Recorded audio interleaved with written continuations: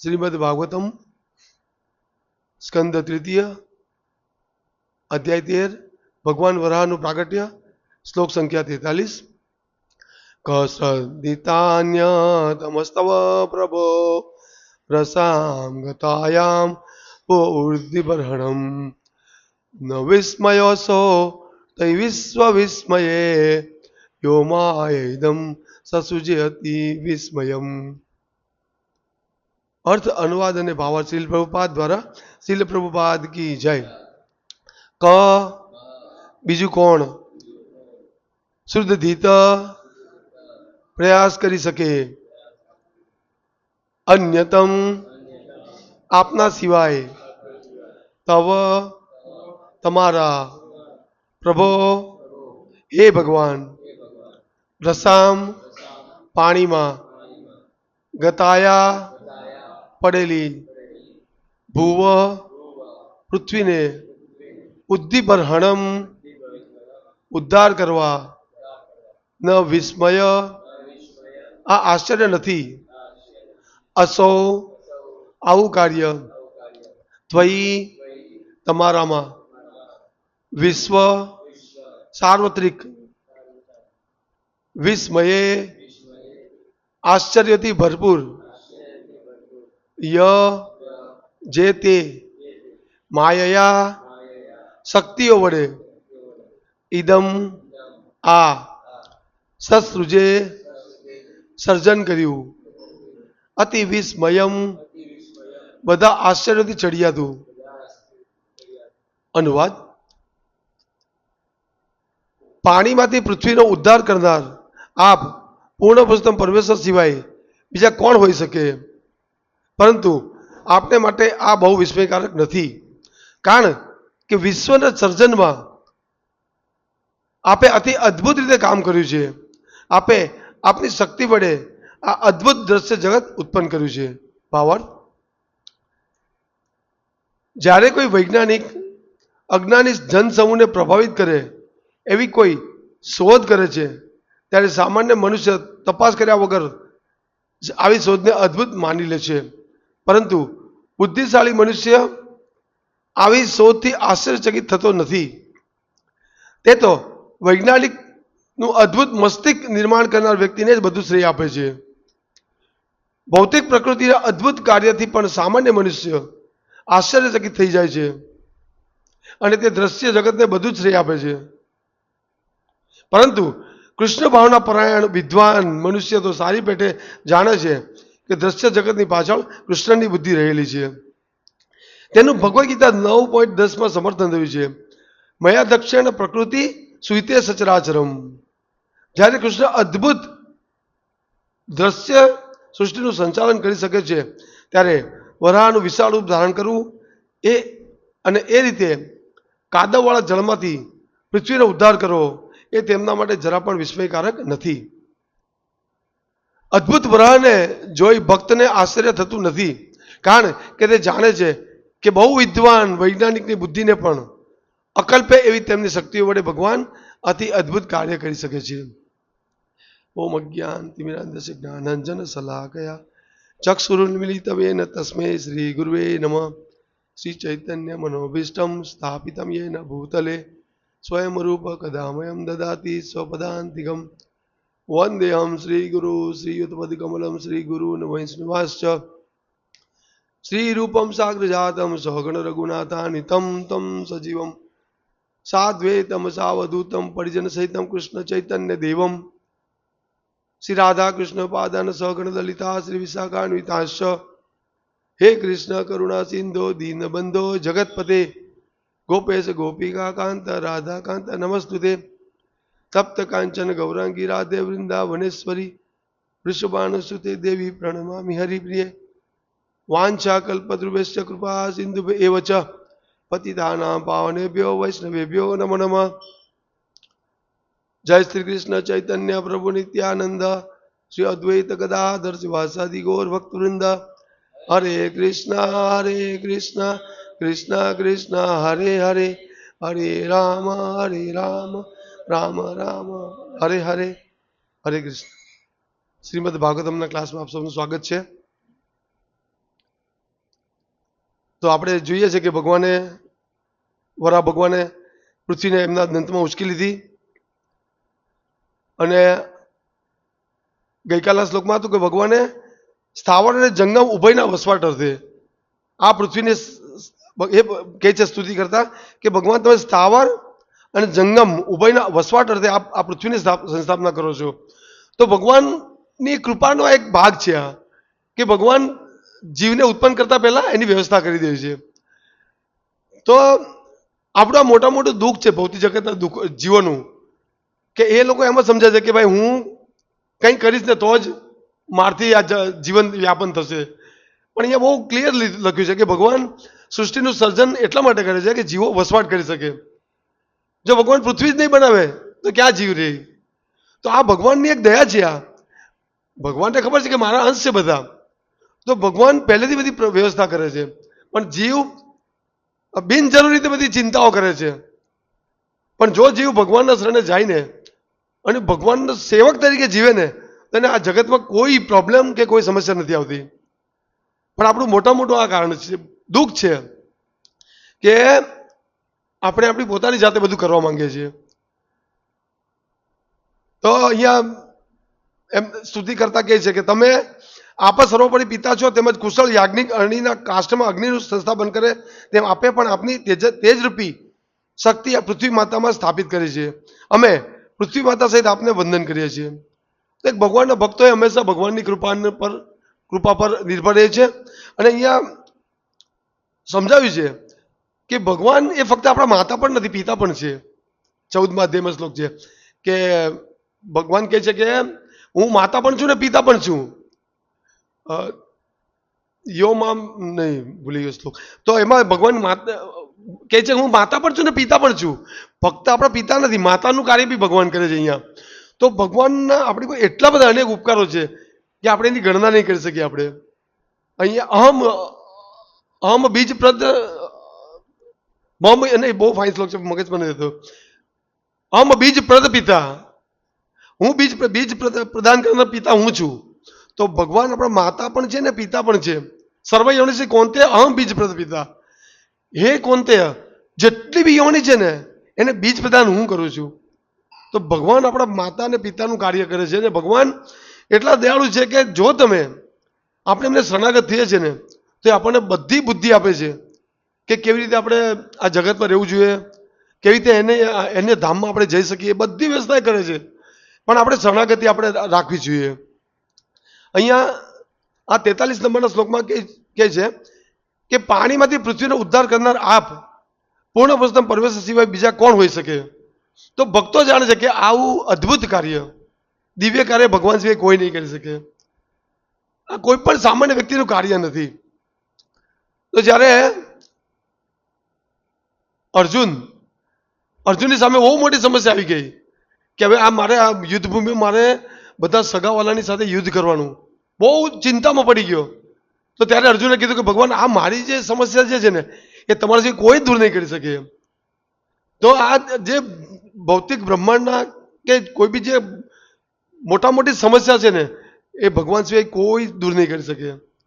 તો આપણે પણ હંમેશા આપણે જે કંઈક સમસ્યા છે એને જાતે કોશિશ નહીં કરવી, ભગવાન પર છોડી દેવું જોઈએ કે ભગવાન હું તો તમારા રક્ષણમાં છું, તમારા આશ્રય છું. તો જ્યારે આપણે આ રીતે ભગવાનનું આશ્રય લેશું ને તો ત્યારે આપણને એક બળ મળશે, એક શક્તિ મળશે. જેમ કે આપણો પુત્ર હોય તો આપણો પુત્ર છે એને ખબર છે કે ભાઈ મને કંઈક તકલીફ પડશે તો મારા પિતા જોઈ લેશે. તો એક પુત્રને જેમ પિતા પર વિશ્વાસ હોય ને એવી રીતે આપણને ભગવાન પર વિશ્વાસ હોવો જોઈએ. તો ભક્તિમાં એક ભગવાનની શરણાગતિ અને વિશ્વાસ એ બહુ અગત્યનું કાર્ય કરે છે. અહીંયા આજે ભગવાનની લીલા જે છે પૃથ્વીને ધારણ કરવી એ કોઈ સામાન્ય કાર્ય નથી. શ્રદ્ધા શબ્દે વિશ્વાસ કે સુદૃઢ નિશ્ચય, કૃષ્ણ ભક્તિ કરે સર્વ કર્મકૃત હોય. આપણને શ્રદ્ધા અને વિશ્વાસ હોવો જોઈએ ભગવાનની ભક્તિમાં, ભગવાનના કાર્યોમાં કે ભગવાન આ કરી શકે આવું કાર્ય અચિંત્ય. એટલે જે ભગવાન છે કે ભગવાન જે કાર્ય કરે કોઈ સામાન્ય માણસ સમજી બી નહીં શકે, વિચારી બી નહીં શકે. આખી પૃથ્વીને દાંતમાં ઉઠાવી એટલે વિચાર કરો. તો આપણે જ્યારે જનસમૂહમાં આવી ચર્ચા કરીએ ને તો એ લોકો તરત નહીં આને સ્વીકાર કરી શકે, એ લોકો આને માની નહીં શકે, કલ્પના સમજી શકે કે ભાઈ કલ્પના છે. મેં હમણાં 2-3 દિવસ પહેલા એક યુટ્યુબ પર એક નાનું ક્લિપ જોઈ હતી. એમાં એક વ્યક્તિ છે, એ આખા દરેક જગ્યાએ ભ્રમણ કરે છે કે આ જે ભગવાનની જે લીલાઓ છે ને એનું ભ્રમણ કરે છે. તો કોઈ જગ્યાએ એને વાંચ્યું હશે કે પર્વતના 2 ટુકડા કોઈ લીલામાં ભગવાને કર્યા છે. તો એને જોયું કે એક પર્વત જે છે એનો એક ભાગ અલગ સાઈડ છે ને બીજો ભાગ અલગ સાઈડ છે. એને જોયું અને સ્વીકાર કર્યો કે શાસ્ત્રમાં આ જે બધું છે ને કંઈક કોઈ સ્પેક્યુલેશન નથી. પણ લોકોને તો આપણી આ જે લોકો જે છે એને પોતાની આંખે જોવું છે. તો તમારી આંખ શું જોઈ શકવાની છે? તમારી આંખ તો અપૂર્ણ છે. તમને તો અહીંયા મારી પાછળ શું થયું મને ખબર નથી. તો કરોડો કરોડો કિલોમીટર દૂર બ્રહ્માંડ છે, સૂર્ય, ચંદ્ર, અનેક નક્ષત્રો, તમે કઈ રીતે જોઈ શકો? તો એને જોવા માટે શાસ્ત્ર છે, એને જોવા માટે ભક્તો છે, આચાર્યો છે, એના બતાવેલા માર્ગે તમે આ ભગવાનની લીલા, ભગવાનના અદ્ભુત કાર્યોને તમે સમજી શકો. નહીં તો આ બહુ અઘરું છે. મુયંતી સૂર્ય, મુયંતી સૂર્ય, દેવતાઓ છે, દેવતાઓ બી ઘણી વાર મૂંઝવણમાં પડી જાય છે ભગવાનના કાર્યથી. તો બહુ અઘરું છે આ. કૃષ્ણને સમજવું કે કૃષ્ણના અદ્ભુત કાર્યને સમજવું બહુ ભાગ્યશાળી વ્યક્તિનું બહુ.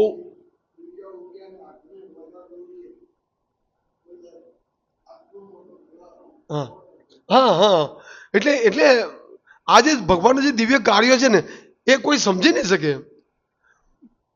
આપણે ગઈકાલે રાધાષ્ટમીનો પ્રોગ્રામ કરવા ગયા હતા ત્યાં, તો એ આખું આખું મથુરાવાસી ને વ્રજવાસી છે, છતાં એણે ગણપતિની સ્થાપના કરી. શું એના માઇન્ડમાં કન્સેપ્ટ વિચારો. એટલે કૃષ્ણને તો બહુ વિરલ હોય ને, બહુ અદ્ભુત, જેને કરોડો કરોડો જન્મમાં એના પુણ્ય ને પાપને બધું બળીને ભસ્મ થઈ ગયું છે ને તો કૃષ્ણને પકડી શકે. બાકી એકલે ઈશ્વર કૃષ્ણ આ સબ ભૃત્ય બહુ અઘરું કામ છે. ભલભલા લોકો મૂંઝવાઈ જાય છે, ગભરાય છે લોકો કે શા માટે ખાલી એકલા કૃષ્ણ, બીજાને ખોટું લાગશે. બહુ લોકો ડરે છે. પણ કૃષ્ણના કાર્યો તમે જોતો ખરા અહીંયા ભક્તોના સંઘમાં. આ ભગવાનના જન્મ અને કર્મ સાંભળવાથી આપણને વિશ્વાસ વધે કે કૃષ્ણ કોઈ સામાન્ય વ્યક્તિ નથી. પણ લોકોને આપણે જે આ જે દિવ્ય શાસ્ત્રો છે એનું અધ્યયન નહીં કરતા લોકો, એટલે ખ્યાલ નથી આવતી. ભગવાન ચોખ્ખું કહે છે કે હું મનુષ્ય રૂપે ઉતરું ને તો લોકો ઉપવાસ કરે છે મારો. મૂઢ લોકો આવું જાણતી મા મૂઢા માનુષ એમ તનું આશ્રિતમ. પરમ ભાવ મારો પરમ ભાવ છે. પરમ ભાવ અજાનંત તો મમ ભૂત મહેશ્વરમ, હું ભૂત મહેશ, હું કેટલા લોકોનો સ્વામી છું. એટલું બધું ક્લિયર ભગવાન બોલે છે, સરળ એકદમ. પણ આપણે તો આટલા આટલા દિવ્ય શાસ્ત્રો છે એનું અધ્યયન નથી કરવું તો ભગવાનને કઈ રીતે સમજી શકીએ આપણે. પછી અમે બીજી એક જગ્યાએ ગણપતિમાં કીર્તન કરવા ગયા તો ત્યાં પણ ભગવાન રાધા કૃષ્ણ જે આપણે એકલે ભગવાનનું સ્વરૂપ છે ને એવા સ્વરૂપ ત્યાં મૂક્યા છે ભગવાનના, મોટા આપણા જેટલા જ, અને ગણપતિ મૂક્યા છે. તો મેં માતાજીને પૂછ્યું કે તમને આ જે સ્વરૂપ છે મૂકવાની ક્યાંથી પ્રેરણા થઈ? તો કે હું તો પહેલાંથી યોગેશ્વરમાં જાઉં છું. તો એની થોડી સુકૃતિ હશે એટલે એને રાધા કૃષ્ણને સ્થાપિત કર્યા, પણ ગણપતિને બી મૂકી દીધા. એટલે મૂળ વસ્તુ શું છે કે એક દ્રઢતા નથી આવતી લોકોમાં, દ્રઢતા નથી આવતી કે હું માત્ર કૃષ્ણના શરણે રહીશ ને તો મારે બીજું કંઈ કરવાની જરૂર નથી. અનેક વાર ભગવાન ક્લિયર કરે છે ભગવદ ગીતામાં. તમે કોઈ કારણવશ બીજા શાસ્ત્ર નહીં વાંચો ને તો જવા દો, પણ એટલીસ્ટ તમે ભગવદ ગીતા વાંચો. દરેક વસ્તુ ભગવાને ક્લિયર કરી છે. દરેક વસ્તુ ભગવાન કહે છે કે મત પર ને અંદર કિંચિત અસ્તિ ધનંજય, હે અર્જુન મારી ઉપર ને મારી સમાન કોઈ નથી, એટલું સ્પષ્ટ કહે છે ભગવાન. પછી શા માટે ડરવાની જરૂર છે? કોઈ નથી ઉપર ભગવાનની. પણ તો બી લોકો ડરે છે કે હું જો કૃષ્ણ સિવાય કોઈ બીજાની પૂજા કરીશ તો મને પાપ લાગશે અથવા બીજા દેવી દેવતાને ખોટું લાગશે, આવું લોકો વિચારે છે. આટલું બધું ક્લિયર ભગવદ ગીતામાં લખેલું છે છતાં પણ. તો અહીંયા કે પાણીમાંથી પૃથ્વીનો ઉદ્ધાર કરનાર આપ પૂર્ણ પુરુષનો પરમેશ્વર સિવાય બીજા કોણ હોઈ શકો? પરંતુ આપને માટે બહુ વિસ્મયકારક નથી, કારણ કે વિશ્વના સર્જનમાં આપે અતિ અદ્ભુત રીતે કાર્ય કર્યું છે. આપે આપની શક્તિ માટે અદ્ભુત દ્રશ્ય જગત ઉત્પન્ન કર્યું છે. તો ભગવાન માટે આ કોઈ અઘરું કામ નથી. ભગવાન ખાલી દ્રષ્ટિ કરે ને પ્રકૃતિ સામે એટલે બધા જીવ ઉત્પન્ન થઈ જાય. તો પણ લોકોનું કેવું છે કે નહીં, વૈજ્ઞાનિકો જે કે સાચું. એકવાર ડાર્વિને કહી દીધું કે ભાઈ વાંદરામાંથી બધા, પહેલા તો વાંદરો જ હતો, ખાલી કોઈ નહીં હતું બીજું, બસ એકલો વાંદરો હતો. પછી વાંદરાની ધીરે ધીરે ધીરે પૂંછડી કપાઈ ગઈ, ઘસાતી ગઈ, અને પછી એ માણસ બની ગયો.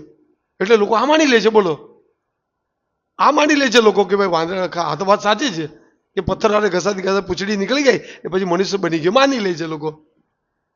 પણ એ લોકોને ખ્યાલ નથી કે જો એ વાંદરામાંથી મનુષ્ય બનતા હોતે તો અત્યારે બી લાખો કરોડો વાંદરા છે, કેમ એમાંથી મનુષ્ય નથી બનતા?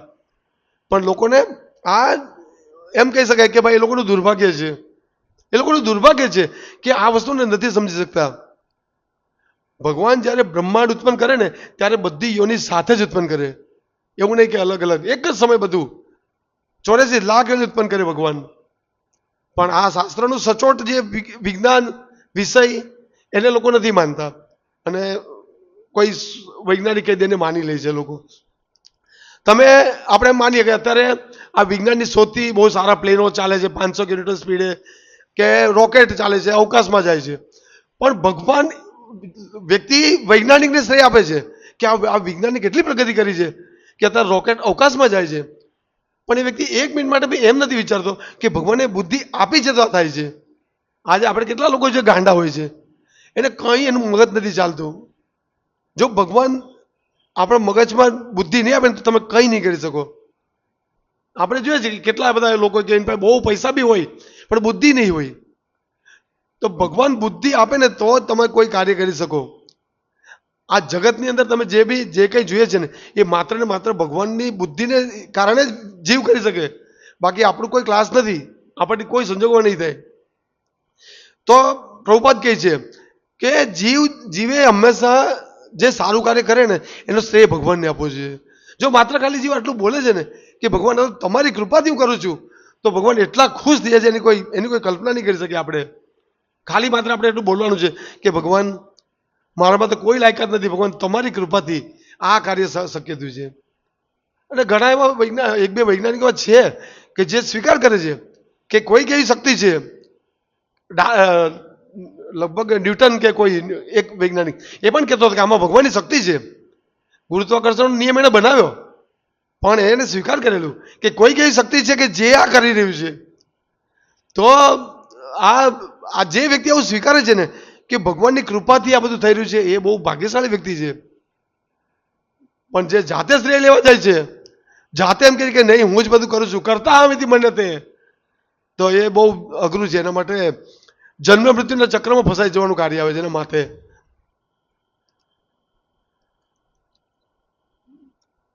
પરંતુ બુદ્ધિશાળી મનુષ્ય આવી શોધને આશ્ચર્યચકિત થતો, બુદ્ધિશાળી મનુષ્ય આવી શોધથી આશ્ચર્યચકિત થતો નથી.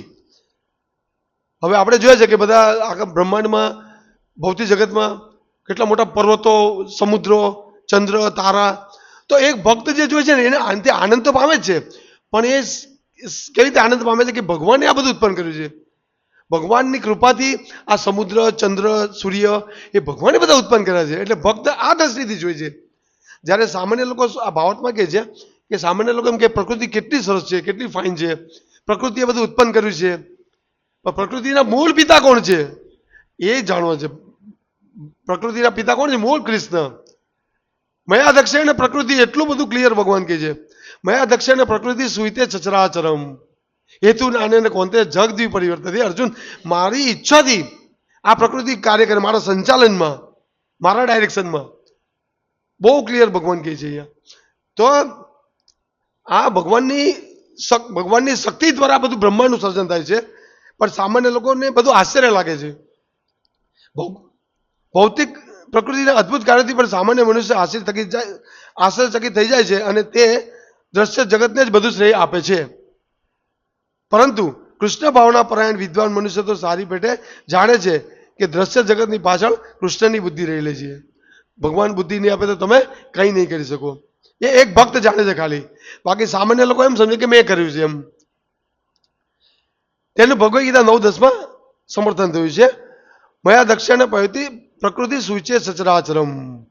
જ્યારે કૃષ્ણ અદ્ભુત દ્રશ્ય સૃષ્ટિનું સંચાલન કરી શકે છે ત્યારે વરાહનું વિશાળ રૂપ ધારણ કરવું અને એ રીતે કાદવવાળા જળમાંથી પૃથ્વીનો ઉદ્ધાર કરવો એ તેમના માટે જરા પણ વિસ્મયકારક નથી. તો ભગવાન માટે બહુ આ બધી લીલા, બધા ભગવાનના કાર્યો ભક્તોના સંઘમાં સમજી શકાય છે. જાતે તમે ગમે એટલું ઘરે કરો સ્પેક્યુલેશન, તમે નહીં સમજી શકો, પણ માત્ર ભગવાનના ભક્તોના સંઘમાં આપણને બધું વસ્તુ સમજાય છે કે ભગવાન બધું કરી શકે. અહીંયા આપણે જોઈએ છે કે ભાઈ દ્રૌપદી દ્રૌપદીનું વસ્ત્રાણ થાય છે અને ભગવાનને યાદ કરે છે, તો ભગવાન દ્વારકામાં હોય છે, ઇમિડિયેટલી ભગવાન ત્યાં એમની રક્ષા કરે છે. તો આ સામાન્ય માણસને આ નહીં મગજમાં આવે કે આટલું આવું કેવી રીતે થઈ શકે. પછી દુર્વાસા મુનિ જ્યાં જવાના હોય છે ત્યારે એ જમવા આવે છે, તો ત્યાં ભોજન ખલાસ થઈ જાય, તો ત્યાં પણ ભગવાન તાત્કાલિક હાજર થઈ જાય છે. તો આ બધા ભગવાનનું આ બધી જે દિવ્ય લીલા અને કાર્યો જે છે ને, એ ભક્તોના સંગમાં જ સમજી શકાય. ભક્તોનો સંગ કરીએ અને આપણે શુદ્ધ આ શાસ્ત્રોનું વાંચન કરીએ તો જ આ લીલા આપણે સમજી શકાય. નહીં તો આપણે સ્પેક્યુલેશન લાગે. કોઈ માણસ આ માનશે નહીં કે કોઈ એક શુકર આવી રીતે પૃથ્વીને ઉંચી શકે, નહીં માને. પણ એ ભક્તોના સંગમાં આવે તો ખબર પડે કે ભગવાનનું જે ઐશ્વર્ય છે ને, એમાં એક છે પૂર્ણ ત્યાગ, પૂર્ણ બળ, પૂર્ણ શક્તિ. એમાંના એક ઐશ્વર્યમાંથી ભગવાન બધું કરી શકે, બધું કરી શકે. ભગવાન એક શ્વાસ ખાલી બહાર કાઢે તો કેટલા બ્રહ્માંડ ઉત્પન્ન થઈ જાય. એક શ્વાસ અંદર લે તો બધા બ્રહ્માંડ ભગવાનના શરીરમાં સમાઈ જાય. એ ભગવાન માટે આ કંઈ અઘરું નથી. પણ ભગવાનના ભક્તોના સંગમાં આ ખ્યાલ આવી શકે છે આપણને. તો અદ્ભુત વરાળને જોઈને ભક્તને આશ્ચર્ય થતું નથી, કારણ કે તે જાણે છે કે બહુ વિદ્વાન વૈજ્ઞાનિકને બુદ્ધિની પણ અકલ્પ એવી તેમની શક્તિ વડે ભગવાન અતિ અદ્ભુત કાર્ય કરી શકે છે. એટલે ભગવાન જે કાર્ય કરે ને એ કોઈ પણ કાર્ય નહીં કરી શકે. તો આ જે વિષયો જે છે બહુ દિવ્ય વિષયો છે. અને આપણે મૂળ વસ્તુ શું છે કે આ મનુષ્ય બોડી જે છે ને, એમાં આ વિષયોને આપણે સમજી શકીએ છીએ, બીજી કોઈ બોડીમાં નહીં. તો લોકો સમજતા નથી કે આ મનુષ્ય જન્મને એ લોકો એટલા ખરાબ રીતે વેઠવી રહ્યા છે કે એને બહુ જ્યારે આ સમય નીકળી જશે ને, બહુ પછતા છે લોકો. આ વારંવાર બ્રહ્માંડનું સર્જન થાય, પાછું જીવ જન્મે પાછો મૃત્યુ પામે, પાછો જીવ જન્મે પાછો મૃત્યુ પામે. આ કરોડો વર્ષથી આ ચક્ર ચાલ્યા કરે છે, પણ કોઈ આ ઝાડમાંથી બહાર નીકળવા નથી માંગતું. અવ્યક્ત આદિની ભૂતાની વ્યક્ત મધ્યાની ભારત અવ્યક્તાની નાદિન્ય તત્ર પરિદેવના. શરૂઆતમાં આ જે જીવ જે છે શરૂઆતમાં અવ્યક્ત અવસ્થામાં હોય છે, પછી મધ્યમાં પાછા વ્યક્ત થાય છે ને પાછા અંતમાં અવ્યક્ત થઈ જાય છે. તો આ જે ક્રિયા જે છે ને કરોડો વર્ષોથી ચાલે છે. પણ જે ભાગ્યશાળી જીવ હશે ને એ આ પ્રોસેસમાંથી બહાર નીકળી ને એક એવી જગ્યાએ જવાની પ્રયાસ કરશે કે જ્યાં વારંવાર ભૂતવા પ્રલિત થતું નથી. તો આ કેટલા મોટા ગંભીર જન્મ મૃત્યુ ચક્રમાંથી બચવા માટે ભગવાને એકદમ સરળ રસ્તો બતાવ્યો છે. સરળ રસ્તો એકદમ, કે ખાલી ભગવાનનું કીર્તન કરો, બસ ખાલી કીર્તન. નહીં તો આપણે જેમ આગલા શ્લોકોમાં આવ્યું કે અગ્નિહોત્ર બ્રાહ્મણો, ખાલી મંત્ર પડે એટલે અગ્નિ પ્રગટ થઈ જાય. તો બધું આવું બધું અત્યારના સમયમાં બધું નથી, એવા દ્રવ્યો નથી, બ્રાહ્મણ નથી ને આપણે કરી નથી શકતા. અને ભગવાનની કૃપાવશ એટલું કે સરળ કે ખાલી કીર્તન કરો. તમે ખાલી ભગવાનનું કીર્તન કરો, તમને આ બધી ભગવાનની લીલા જન્મ કર્મ સમજાઈ જશે ને તમારું જીવન સફળ થશે. હરે કૃષ્ણ. શ્રીમદ ભાગવતમ કી જય. શ્રીલ પ્રભુપાદ કી જય.